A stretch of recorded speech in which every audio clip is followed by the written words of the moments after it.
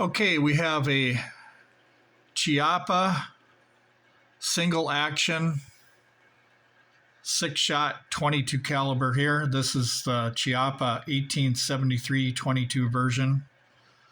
And what I'm going to do is I'm going to show you that all the chambers are empty in this cylinder. There's one there, 2, 3, 4, 5, 6, and we'll give it a good spin here. Okay, she's empty. Now, one of the things about this is there's a couple ways you can load it. And this is basically for new people that plan on concealed carrying.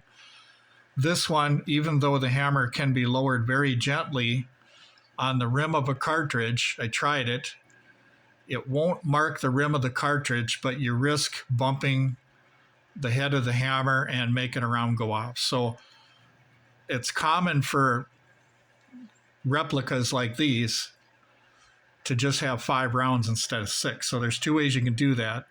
The old timers way is put one in, skip one, put the rest of the 5 in. Now you're going to grab a handful of 5, remember that.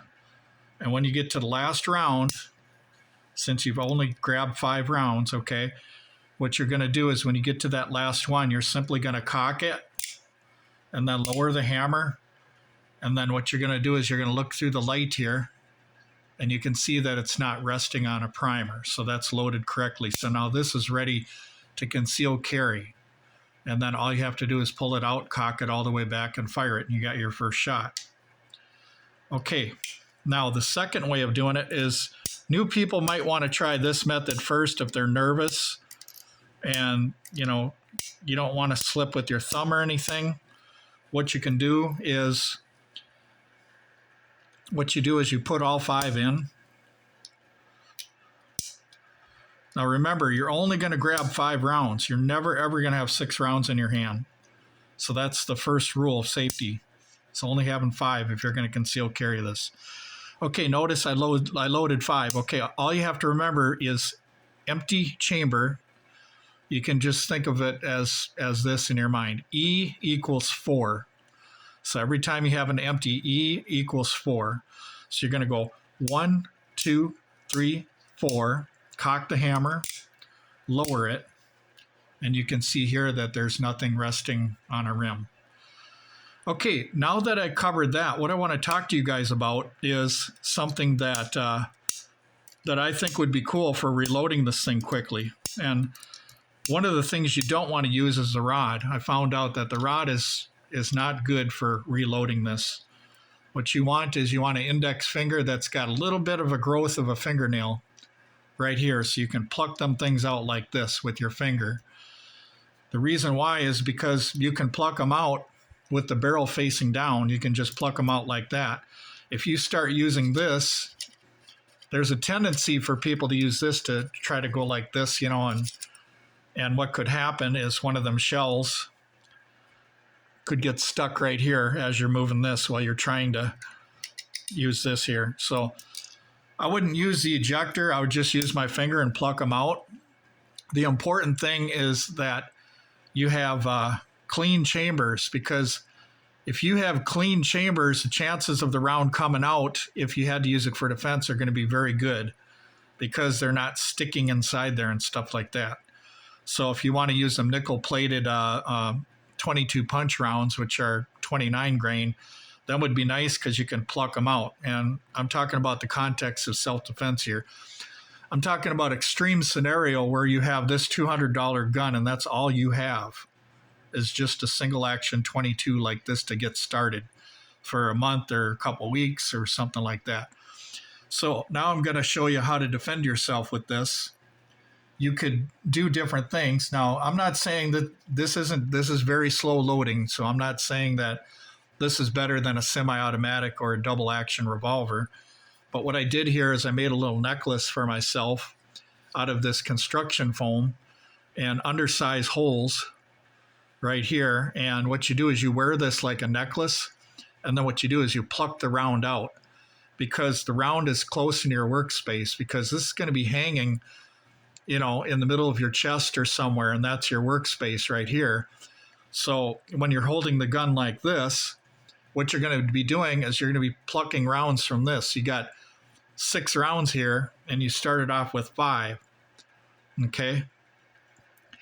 So you got this, let's see, you got, let me see if you got 6. 1, 2, 3, 4, 5, 6. And then you got 7, 8, 9, 10. So you got 11 total to fight with, all right? And that's to just get you by. Now, if you are going to be fighting with this thing, and let's say that you had your 5 shots, okay? You went to cover because you fired, let's say, 3 shots or even 4 shots. You got 1 left in case somebody comes around the corner to your cover, which is pretty rare in most private citizen defense gunfights, okay? Because they expect you to be armed. They expect you to shoot back when they come around the corner. So usually they're not going to chase you to your cover, but this is a single action. So obviously, I'm not saying this is the best gun to have, but I'm saying what are your alternatives to get in a gunfight with this and at least have some kind of tactics. All right, so what happens is you got all 5 fired, okay? Let's say you have enough time to pluck them all out. So you go 5, all right? Now the thing is that you can fight with this gate open. The only time this gate has to be closed if you have all 6, because one of the rounds might hang up right here. So if you have all 6, one of the rounds, it could go something like this, where you're loading it and one of these rounds gets stuck right there. So as long as you're working with 5s, you'll be fine. So we've unloaded this pistol, but here's some of the options that you have. I like the count 3 option, I like the putting in 3, which is a count of 2, and then you pull hammer and fire. So what that would look like is, okay, I've took out all 5 rounds and I'm in a gunfight, okay? And let's say I have enough time to put in 3. So I'm going to go 1, 2, 3. And if you look at the chart here, it says 3, count 2, pull hammer and fire. So I'm going to go 1, 2, pull hammer, and I can fire. Now notice that the gate is still open. That's fine because there's no rounds to hang it up here anywhere. So you can leave the gate open the whole time you're in the gunfight. Okay, so I fire. All right. Now let's say I fired all 3 shots. So fired the first shot, fired the second shot, fired the third shot. Okay, now I'm reloading it with another 3 rounds. Okay, 1, 2, 3. And if we look at 3 there, it says count 2. 1, 2, cock hammer, fire. Now, if you look here, all you have to be concerned about is 1 through 4. You don't have to be concerned about 5 or 6, because if you're on 5 or if you're on 6, all you got to do is pull the hammer and fire. So don't even worry about 5 and 6. Just pull the hammer and fire if you fill it up with 5 or 6. But what a person could do in an emergency is, for example, you could just load 1, but then you got to count 4. And I find that it's easier if you put in 2 or 3 because the counts are shorter. Because if you got to click it 4 times, sometimes you might miss or something like that. Whereas the smaller counts, you're less likely to miss the count. So, for example, let's say that I put in 1 round. I'll just show you what it's like. Okay, I'm putting in 1 round, okay? 1, 2, 3, 4. You see what I mean?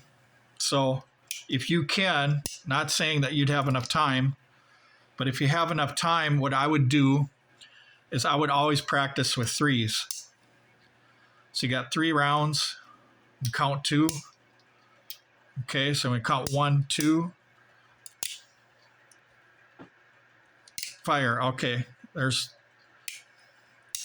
your first shot, there's your second shot, there's your third shot. And then you're going to continue the process, but hopefully what's going to happen is you're going to have 5 rounds here, okay? you're going to shoot, let's say that you're going to shoot 4 rounds. Let's say you got 3 bad guys, okay? And one of them's really persistent and the other 2 are like, hey, let's get the hell out of here, you know, because we've been hit or whatever. So you got two rounds for one guy, 2 rounds to the next guy, and then the third one takes off on you, or he's a little hesitant, okay?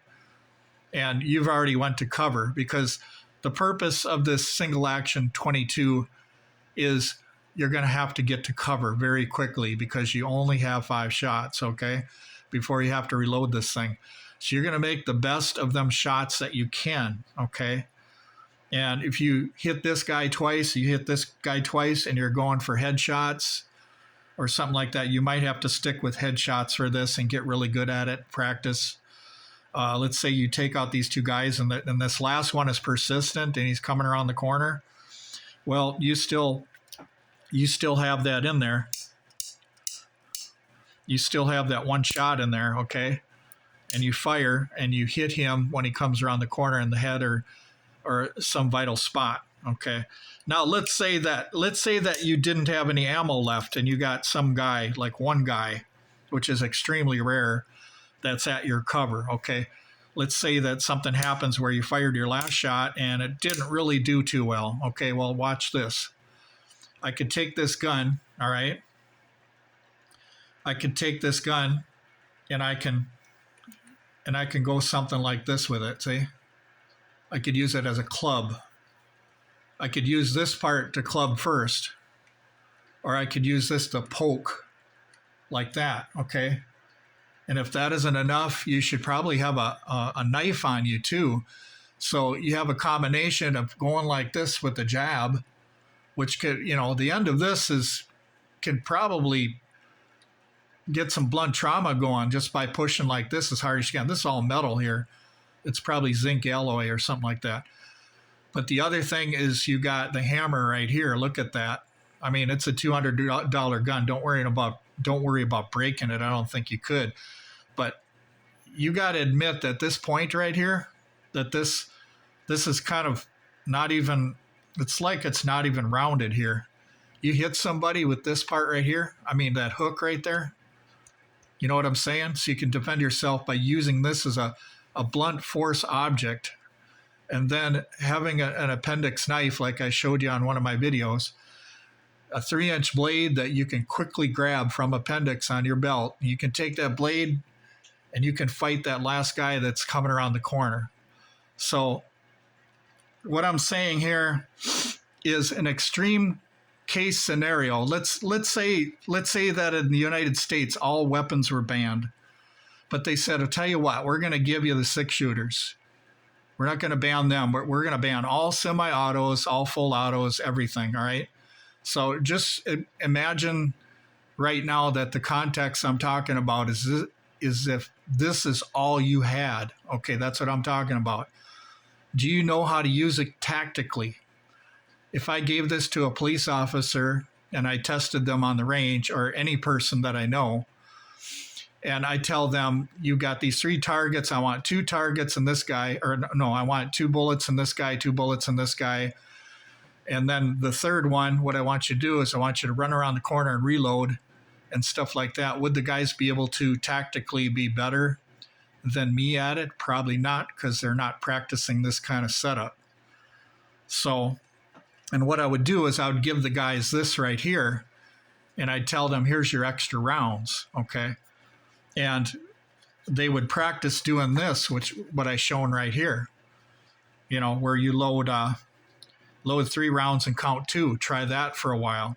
Now, obviously, if you've got an emergency or something like that, like I said, you got the gun, you got the knife, you got the pepper spray, whatever you can use. But the gun, you have to admit, you can really clobber somebody with this thing. It's probably I would think that it would probably be even better than pepper spray at that close distance. And then the other thing, don't forget, you have to have a knife on you somewhere in your appendix area, or somewhere where you can grab a quick knife. So just because you're out of ammunition in a single action, it doesn't mean you're doomed, okay? Because the majority of private citizens that defend themselves with weapons like these, even if they are single action 22s, what happens is the bad guy doesn't, the gunfight happens so fast that the bad guys don't even know what kind of gun it is, that the bad guys don't even know how many shots you have. The gunfight happens so fast that a lot of times you run out of time before you run out of ammunition. Why? Because within 3 to 6 seconds, most of the bad guys start running. So if you can win a 3-second gunfight, you're probably going to win the whole gunfight, because if they're running and you've only fired 1 or 2 shots or no shots at all, then you've won the gunfight. You don't have to go chasing somebody like law enforcement, which would need more ammunition, more resources. Why? Because they're getting into a second gunfight. Whereas you and me as private citizens, we don't have to get into a second gunfight. Now, I do have military experience. That's a whole different context also. And law enforcement is a different context. What we're talking about here is we're talking about a private citizen. So a single action 22 like this, a private citizen can survive if you just go by statistics, okay? And we're going to exclude gang members and gangs and stuff like that too. That doesn't count because we're not in a gang. We're not going after another rival gang. We're assuming that you're just minding your own business, that you're avoiding trouble, and you're not going around places where there is trouble. All you're doing is just going down the store and get a gallon of milk or something like that, and you got this with you, and that's all you have, okay? So you could use mental tactics and situational awareness tactics as well to give you the edge. So even somebody with a 22 single action 6-shot like this could win a gunfight against 2 armed guys, if you use your tactics the right way. And all you have to remember is this, is that cover isn't cheating, okay? If you're behind good solid cover, all you have to do is make sure your shots count. Sometimes if you're behind cover, you can just stay there. You don't have to come out of your cover like competition shooters do on the range. You know, that's all fun and games. That isn't reality, okay? A lot of times when you're behind cover, you want to stay behind cover, okay? We learned that in Minnesota with law enforcement officers getting shot and killed, and in different types of situations already. Why? Because they didn't take cover. They thought, well, 17 to 20 rounds of 9mm would be fine, right? No. They still got shot, okay? Because you have a lot of ammunition, it doesn't mean that you're tactical. It's how you use the ammunition. It's not how much ammunition you have. Is it nice to have more ammo? Yeah. But it's how tactical you are. How you use the gun is what's important. You can take guys that have used these single actions before, tuned them up, and put them in a concealed carry environment. Some of these guys really know what they're doing with these single action revolvers, whether it's 45 long Colt or 22 or whatever. They know what they're doing. They know how to shoot them well. But my tips, a lot of guys have liked some of my tips that I shared. And one of them was this one right here, having something you can hang. Now, you don't have to worry about the retention on this because this is only to get you out of trouble, okay? This isn't something that's permanent, okay? If you're on the range and you're testing this out, you keep count of it, and I think you could do maybe a couple hundred rounds before it starts wearing right here, and you're pulling and, it's too loose, or they might start falling out on you. But if you have at least 1 pound of retention, like is on here, this is like 1 or 2 pounds of retention. So when you pull that bullet, there's some tension there. That's all that matters. And you can make another one just by taking a stapler and cutting some holes and having this. Now you can wear this inside your chest, inside your shirt where your chest is. Have a white t-shirt or something so that the bullets don't turn green on you or get oxidized or whatever. So wearing this for a long time, they can get oxidized. So you could probably put like you could staple on another piece like this to make sure that it doesn't touch you. There's a lot of different things you can do. Another thing is I was asking some guy that does some leather work about some wristband thing that you can put on here. but instead of grabbing the bullet part, the lead part, you grab the rim. So the bullets will be in here, and then you grab the rim, kind of like a leather type thing, and then have some kind of retention thing here so that them bullets don't fall out. So this is something you can make out of construction foam and stuff like that. And let me show you one more other thing that you guys on the range might appreciate that you never thought of before, is a long reach stapler. Look at that. What a long reach stapler does is it makes it so that you can staple your targets that you're shooting, and you have that long reach. Because most staplers, what will happen is you'll get at the end of the paper and you go, oh, I can't go anymore, right? You can keep on going with this thing. And it's even got a measuring thing right here. You can even measure where you're going to staple and stuff like that. So when you put it in, it automatically stops. Like this is automatically going to stop at 8 inches. So 8 inches, 8 inches, 8 inches, 8 inches, 8 inches. Or if you want to only go in 4 inches, see what I mean? So this is something you really need as a long reach stapler. This will help you out on the range. This is something that's amazing. So even if you have one piece of paper with a big, huge hole in it where you shot out the hole, just put up another sheet of paper with this.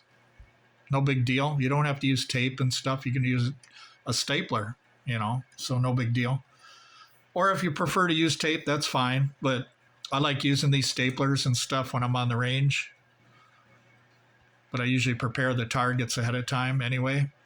And I always have new, fresh targets. But anyway, thank you very much for watching, you guys. Just make sure now that if you're practicing defense with this, that you're practicing on targets. And what you're going to do is you're going to shoot at 10 yards. You're going to practice on 4-inch targets, okay? And you want to make sure your shot placement is perfect, because you have to hit the heart or the head. When you have limited ammunition and you have a .22, it's more important to make sure that them shot placements are good. Even larger calibers. There was a police officer that had a Glock 21. He was carrying 230 grain, 45 ACP, and it took 24 rounds to put a sober suspect down. Why? Because he didn't hit the heart, and he didn't hit the head, and he didn't hit the spine. So that guy was able to soak up 45 ACP and stuff like that. And yet there was another person that got shot with a .22 like this in a self-defense situation, and that person didn't make it, and the person was able to save their life with a .22.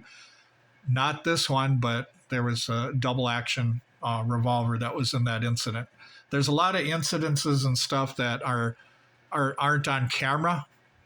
They're mostly articles. So anytime you see videos posting gunfights among private citizens, you're not even looking at 1/1000th, not even 1/100,000th of a percent of the actual gunfights and self-defense situations that private citizens go through. So you can't judge everything on just 100 videos or even 1,000 videos. So we know from the Heritage Foundation, we know from other sources that the likelihood of you losing a gunfight as a private citizen when you're doing everything that you're supposed to be doing, like staying out of trouble and training and stuff, the likelihood of you getting killed by even having something like this to defend yourself with is extremely rare, because what happens is they see the gun, they run. A shot fired, even if you miss, they run. Or a shot fired, you hit one guy out of 3, the other 2 run. That's most likely case scenario. Even when there's situations where you're outnumbered by people, like Minneapolis riots, for instance. I know a lot about Minneapolis because I'm close to Minneapolis.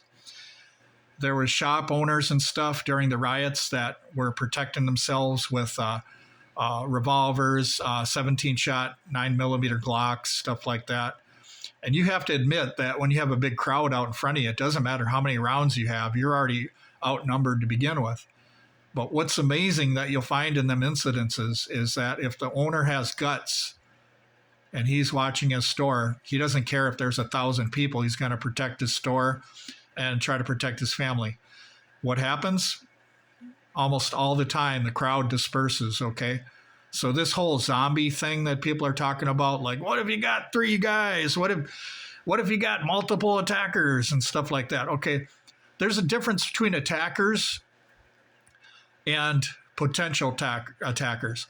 A potential attacker isn't a attacker until they attack. Okay, the definition of an attacker is somebody who attacks. Okay, so if you got 4 or 5 bad guys circling around you, but they don't attack you, then they're not attackers. Okay, it doesn't matter how many they are. So this whole thing about what are you going to do when you get, 4 or 5, 6 guys at one time, coming after you or whatever, rarely happens. Because if you have enough guts and you stand up for yourself, they have fear because they know that you mean business and they know that they could get shot. So they don't want to gamble with you on finding out who's going to get shot or not. So you could have 5 rounds and 10 guys, and them 10 guys are going to say, hey, what if I'm one of the 5 that get hit? Okay, he doesn't like them odds. He's probably going to run, all right? And like I said, if you're behind cover and you have somebody come to your cover, you got to use the gun. You could jab like this. You could turn it around, use it as a hammer, all right? You can grab your knife. There's a lot of things you can do, but you have to simulate this on the range. You have to simulate on the range being out of ammunition and take it and just swing it in the air and pretend like you're hitting somebody with it, okay? Swing it in the air. Take your knife out. Simulate stabbing, when that person comes around a corner. But anyway, thank you very much for watching the video, you guys.